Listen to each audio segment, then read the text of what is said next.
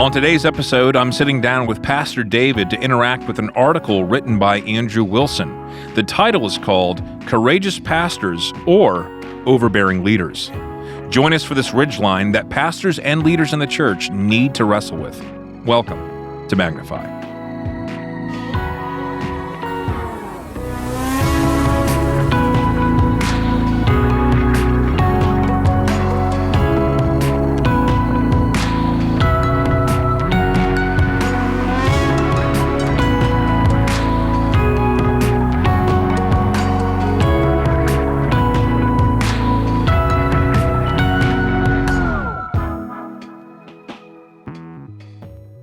Awesome.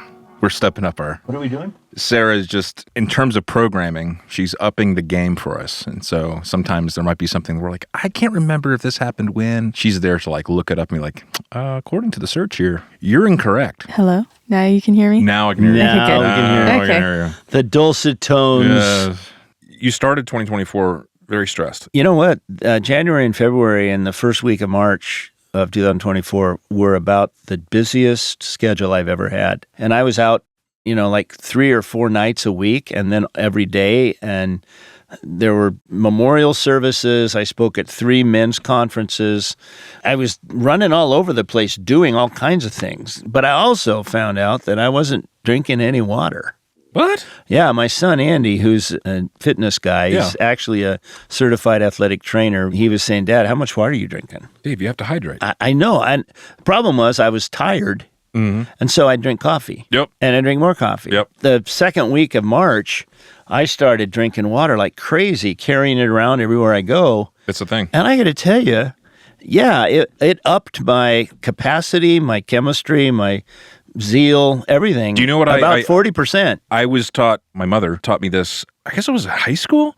First thing I do when I wake up, I go downstairs, I get a glass of water, I take a thimble full of apple cider vinegar, and I chug the water.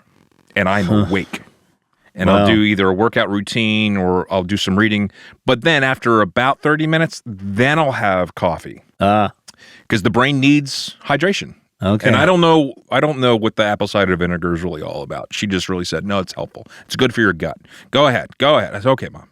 Now, I think it's going to be a fun conversation. Dave has a way of poking and prodding content in the direction of the pastors that will either find its way into a pastoral roundtable discussion, a lunch conversation, an evening where he'll host the pastors and we'll come over and just hang out as brothers and it will be a topic. Occasionally he'll send out an email with an article, and the article will just kind of, hit us in the heart sometimes. So we've been on ridgelines recently, and we've talked about leadership on Magnify before, but you identified with an article that you sent. And I don't recognize this guy. Have you read him before? Yeah, he's the author of Remaking the World. I've heard of that book, yes. Yeah, he's a pastor in London, has a PhD from Oxford, as a historian, but is also a pastor. All good pastors ought to be historians, right? We understand that since we deal with an ancient text. But he's a great thinker, and I think this article, you said poked and prodded. I think I was sending it as a love gift. So of course, but in a world of communication, right, it's on the receiving end, and I think it just maybe hits me in a particular way. By the way, the author is Andrew Wilson. We should mention him. Right. And it was an article that he wrote. And given that we're talking ridgeline, this is a ridgeline that does exist when it comes to leadership. Absolutely. Here's the title of it, everybody. It's Courageous Pastors or Overbearing Leaders. How do we tell the difference? Yeah. It's been an interesting journey inward for me in the area of I have a particular personality. I have a particular optic. And I have to always be aware of that. And I want to be courageous, but I also want to exhibit compassion. So there's the ridgeline, right? Yeah. For pastors. Yeah, absolutely. And I think we battle against the position that God has put us in on the one hand and the way people see us on the other hand. Mm-hmm. Quite frankly, I probably get more encouraging notes, more compliments, more emails after a Sunday or after something I've written appears saying, oh, Pastor, we're so thankful for you, and thanks for your leadership, and da-da-da-da-da. And if you swallow that stuff, compliments are nice. Alistair Begg says, a little is nice, but you don't want to drink it.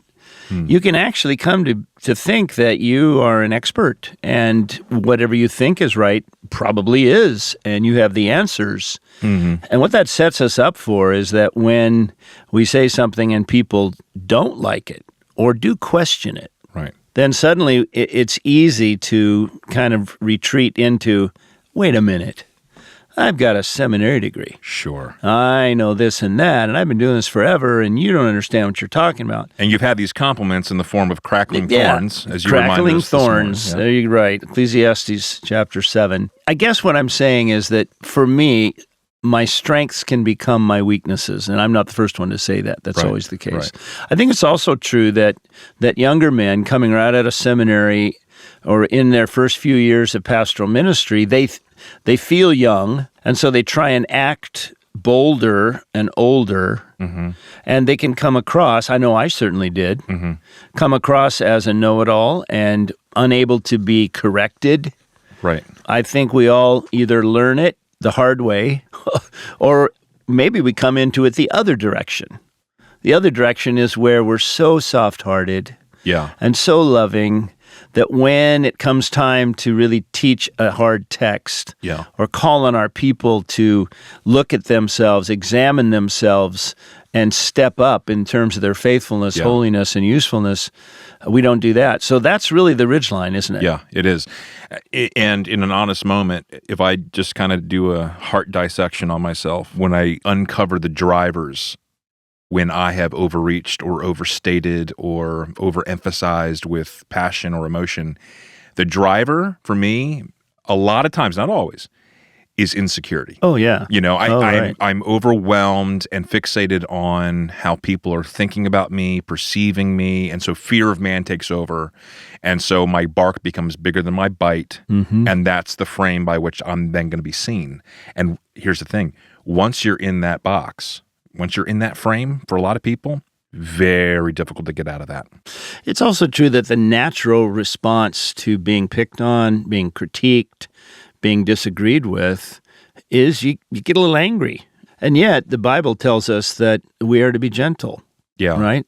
We're to be merciful. The qualifications for the office that you and I hold as pastor, elder, overseer says that we're to be gentle and to care for those who are hurting and be compassionate, not revile if we're reviled. And so sometimes, you know, just the natural tendency, I don't like getting picked on. And I can come out with my claws. And at that point, I'm no longer a courageous leader. I am what Andrew Wilson calls a demeaning, dominating leader. When do you know, and I imagine this has to be through the vehicle of relationship, when do you know if you can trust the criticism, the feedback, many times the encouragement, the compliment, right, depending on where it's coming from? How do you know you can trust it? Well, yeah. I mean, I just got an email after the service a couple days ago, and I took it very well because of the way the person brought it. I remember when I was coaching AYSO soccer, little kids, right, 6-year-olds running around chasing the ball. And I went to a coaching clinic, and they mentioned to us what's called the Oreo. The Oreo is, if you're going to correct a child, it's say something good, then what needs correction, then something good. So I got this email from a senior saint who's been in education and is very smart and gentle. The email started off saying, like a paragraph of things they got out of the message and how much they love the Bible and our church and how instrumental my ministry has been in this person's growth. And then they made a suggestion, but it made it easier for me to take some correction. So the Oreo starts good, says correction, and then ends with something good. If someone just wants to come and hurt me or show me up or embarrass me, you can tell by the way they frame it. Sure. And by the fire in their eyes. And yet, we as pastors, we need to still be able to respond to that, not to the anger, right, but we need to respond to that as someone that is in Christ and probably needs a little bit more friendship than we're willing to give at that moment. Right. When I think back to the ridgeline of courage and compassion, Yeah. right? Yeah. Or being courageous and not overbearing. I think a good way to picture it is when a criticism comes, when a suggestion comes, and sometimes, listen, sometimes God speaks through, put it politely, the donkey, but it's still a message that we need to hear. Yeah. And so sometimes the source is not what we would prefer, but it's still accurate. Yeah, I know. And when a critic comes, I want to listen. I really do. Yeah, and they may say 9 things, and maybe I'll think 7 of them are just not true and they're ridiculous. But the 2 that are right on, I need to take in. Right. So, there's a general statement I use in teaching my pastoral theology guys. If a critic, and by critic I mean somebody who's always bringing up the negative, when they come, you listen. But when a good person, when a loyal person, when a program person who's with you, when they come and say something, that's when you act. You change, you listen, you ask more questions. Because I do find that those who have emotional ownership of our ministry are coming because they want to see it get better, not because they're a critic who wants to pick out how getting worse it is. Yeah. To be courageous, I think many times is more of an internal interaction with myself. The Spirit of God is revealing something that could come through a person, through criticism, the Word of God, relationship, whatever. But there's this moment where I have to confront my thoughts, taking them captive. And so being courageous is this moment and opportunity where I'm not going to go after the person, but I am going to move towards that person. And maybe that means I'm still not going to change my position. I'm still going to preach what I'm preaching. I'm going to write what I'm writing, my articles, my columns, whatever. But I want you to know that I love you. That's courageous. Yeah. That's courageous. An overbearing pastor is looking for ways to maybe angle it in such a way that then maybe sets them up for failure, that criticizing voice, to be able to say, ha, gotcha. You really do need me in your life. You really do need Grace Baptist Church. Right. Like, you're not perfect either. Yeah. And there's that, it's this internal tug of war, Well, one of the ways that I've begun to think about this is that courage is needed when you have to do the harder thing. Explain that. Well, for instance, we've talked about Alistair Begg and the advice he gave to a grandmother on their grandson who was transgender. The easy thing is to write it off. To cancel him. Mm-hmm. The hard thing is to be in the situation compassionate without compromised. So whenever there's the hard thing that you should do, that's when you need courage.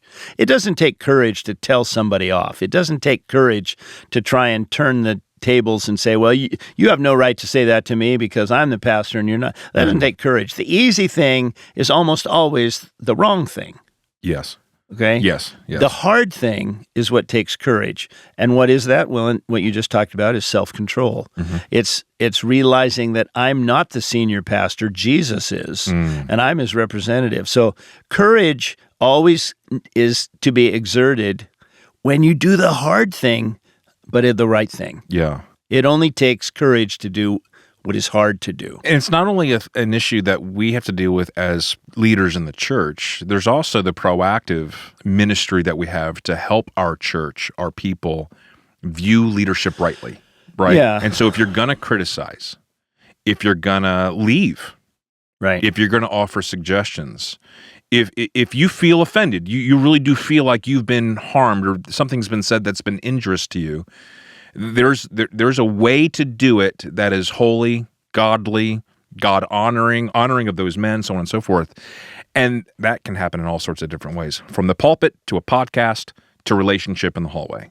And I think we ought to realize that there are different kinds of leadership situations. Like when I was in the corporate world, we all understood the leaders told you what to do and you did it. If you didn't do it well, you were going to be disciplined or gone. They didn't really care about your feelings. Now, more and more, we're seeing companies try and make it good for their employees. But still, the foundation of business leadership is, I'm the boss, this is what you're going to do.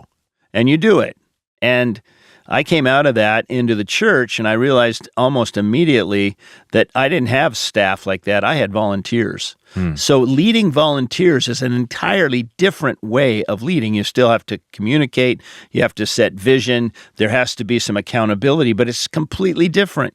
You actually have to get people on your side because they're not getting paid. They're not doing it because of the money like people in the corporate world are. And then there's a third level of not just volunteers, but just the regular people in the church. The people who aren't necessarily volunteering, they don't have any kind of relationship to the organization except that they are consumers. Sure. Well, how do you lead consumers? Right. Peter says in 1 Peter 5, not dominating the flock, but proving to be an example to them. Right. So there's something about a leader's life and heart and demeanor that has to exemplify what each level, whether they're staff or whether volunteers or whether just congregants, how they should be living their life and how they should be acting. Hey everyone, Pastor Jared here. For the third year in a row, we're excited to be offering seminars throughout the month of July. These seminars will be offered at both the 8:45 and 10:45 hours each Sunday in July, replacing all adult Bible fellowships. Here we'll get to hear from various pastors, elders, leaders, and church members on a variety of topics. You can visit gracebaptist.org/graceu for titles, times, and locations of all that's going on this July. Hope to see you there.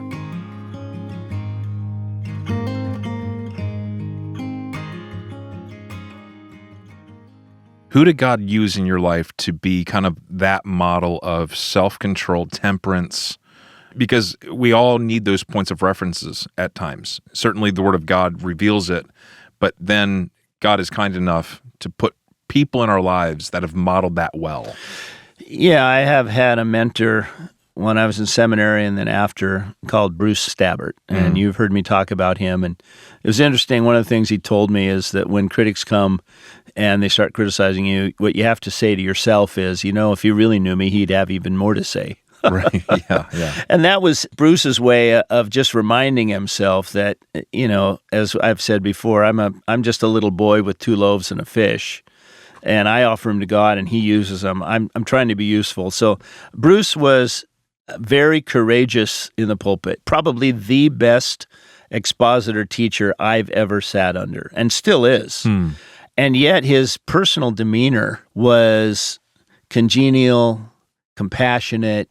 He was a man's man. Sure. But you just knew if you went and talked to him, he would listen. He would ask the right kinds of questions. He would put his arm on your shoulder. He would pray for you in ways that, quite frankly, other than my dad, I've never heard anybody pray. So I've looked at Bruce Stabbert for years, and I'm still in touch with him from time to time. He's in his 70s now, and he just exemplifies what I wasn't, but have been trying to become. Yeah.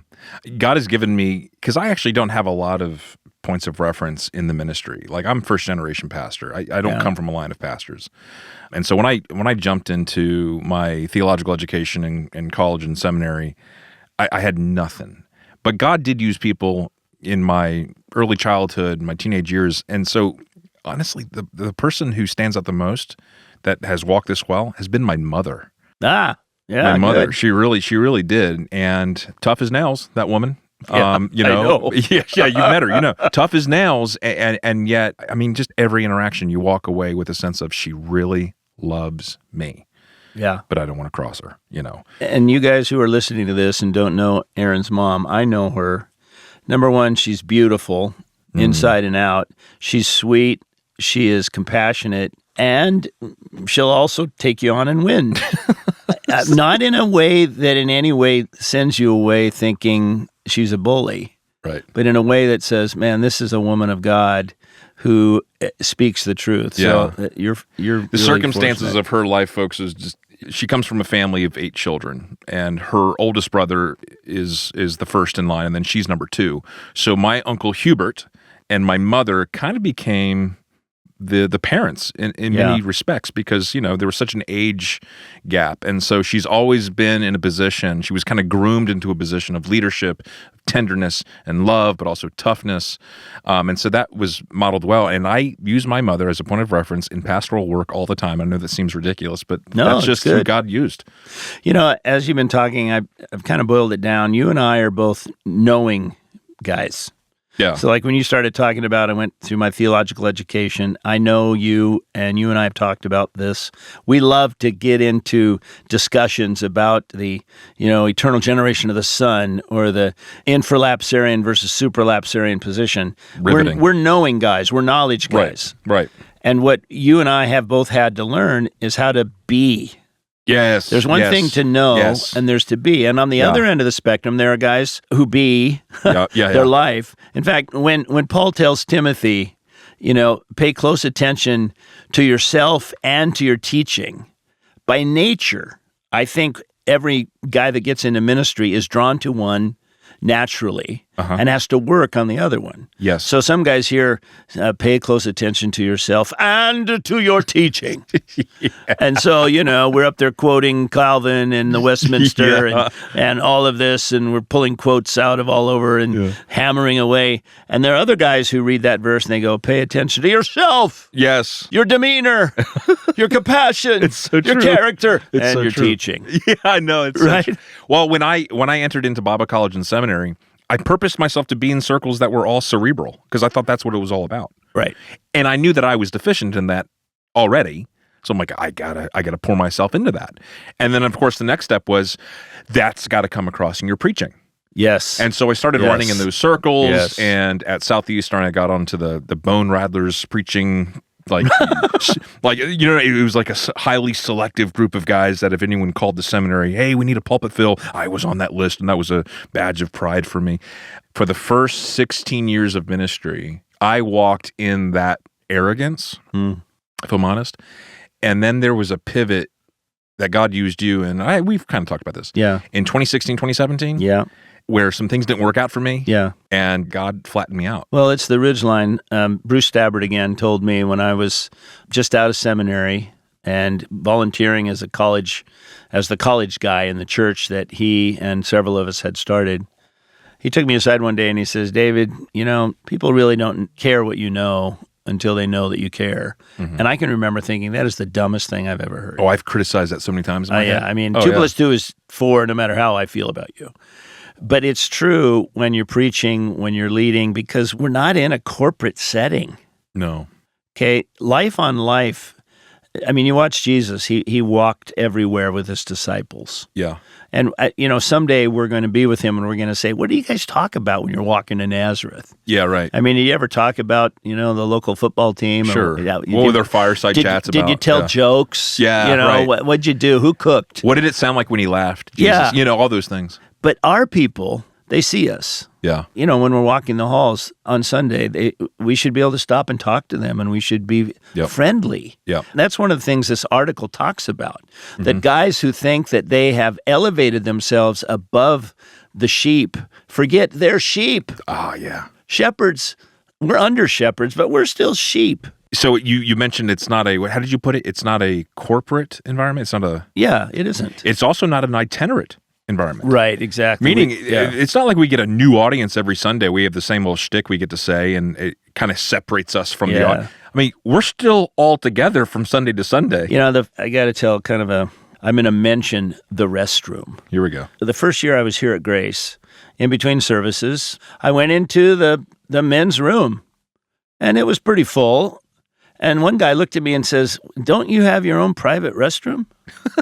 A lot of guys do. A lot of guys do. I know. It hit me that this is as high as it gets for me, pastoring a local church. I'm one of the guys. I've never seen myself as anything else but that. My dad wasn't. I'm not. I don't think any pastor should be. So we have to understand that there's a thing when people go to churches, especially large churches, and they see the pastor, they don't think they'll ever really have any kind of friendship with him. He probably won't take their calls. I can't tell you how many times someone has called my cell phone. They got it from somebody at home, and I pick it up, and I say, hi, this is David. Oh, Pastor Haig, you took my call. I'm sorry, I was just going to leave you a message. And I just go, hey, we're brothers, we're sisters. Right. Come on, let's talk about this. So I do think that the more cerebral we are, the more theologically interested we are, and the more dogmatically expositional we are, that has to be balanced with an ongoing projection that's real, that I'm just saved by grace like you. And in our calling as pastors, we understand that also is going to have an application in the rest of our lives, not just when we're with our people as pastors. Exactly. In our marriages. Yes. As we're still parenting or grandparenting and all of that. That sort of ridgeline, being courageous but not overbearing, having compassion but still telling truth, that's got to be in the workplace for our people. Because I know we have listeners, they're identifying with what we're saying, but they're not in ministry. Right. But they are in their marriages, they are in their workplace, they are in the classroom or with in relationship with friends. That is something that has got to be true for every Christ follower to model and to live well. One of the things in this article is just unbelievable. And they have this chart. Overbearing leaders on one side are difficult to question or challenge. Courageous pastors invite feedback and correction. And there's, 20 different things they have here. Yep. And I think it's a great checklist for me and for you. Here's one that hit me between the eyes when I read it. Don't mix with ordinary church members versus a courageous pastor, someone who is hospitable and approachable. Absolutely. I've been working on that for so long, and it trips me up. It's one of those things that I need to constantly nail to the cross, and God is using. Yeah. One of the things I have found, we have 2 services, for those of you who don't know, 8:45 and 10:45, and we intentionally have a long space in between. Yeah. And people are out on our patio at our coffee shop, and I just go out there and I call it pollinating. Mm-hmm. And I've developed the ability to be really good for, a minute and a half with people. Mm-hmm. I know that sounds fake, but I love it. I'll go up and say, hey, how you doing? Especially the college students, people I haven't seen before. I can almost pollinate probably 200 people during that time. Because you do have to be aware of the time, especially you. Yeah, I got to get back. You have to be aware of that. But it's interesting, the response. It's worth it. It's something I tried doing a while back, and I've heard so many people say, wow, you're pastor and you're out there just talking to people?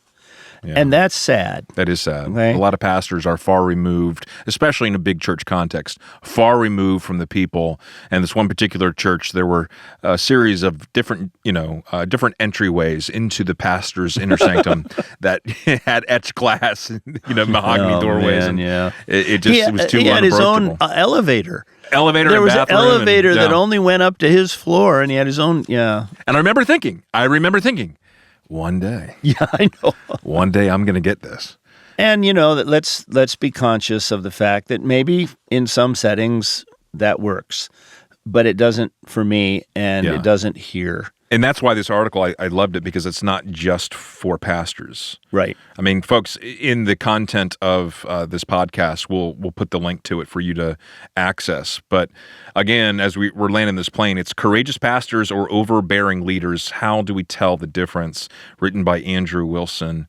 And we would just highly recommend it, because it is a little bit like those columns, those comparisons of overbearing leaders, qualities of overbearing leaders and courageous pastors. That hits everybody. It could be overbearing parents. It could be. And courageous parents. Right. Dads, moms. Right. And bosses. Overbearing manager. That's right. Overbearing neighbor. Yeah. Oh, goodness. Yeah. I used to have one of those. I wasn't as mindful as where my dog was going. You know what I'm saying? No, I don't know what you're saying. Dude.